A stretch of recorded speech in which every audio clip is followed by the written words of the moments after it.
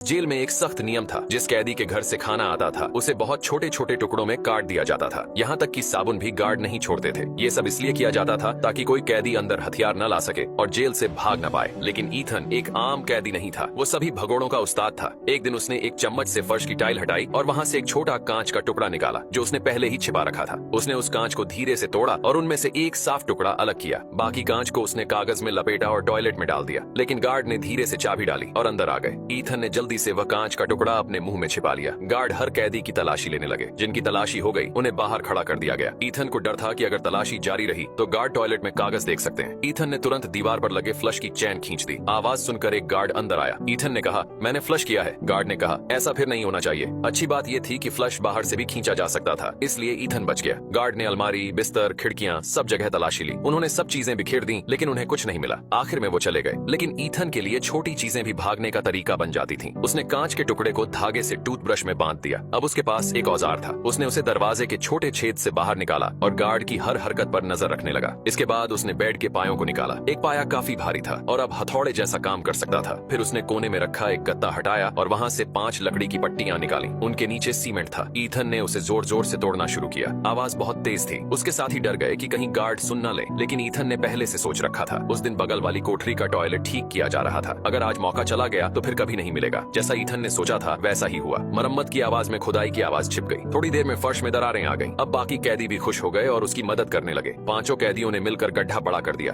फिर ईथन ने एक कागज जलाया और उसे गड्ढे में डाला। आग की लौ हिलने लगी, मतलब वहाँ हवा चल रही थी। लेकिन ये रास्ता कहाँ जाता है किसी को नहीं पता था। उन्होंने मिट्टी और टूटे हुए सीमेंट को फिर से गड्ढे में भर दिया ताकि कोई देख न पाए। जब भी उन्हें मौका मिलता वे खुदाई करने लगते। रोज रोज मेहनत करते रहे और आखिर में कई दिनों की मेहनत के बाद उन्हें जेल से बाहर जाने का एक रास्ता मिल गया। ये रास्ता सीधा बाहर सड़क पर जाता था।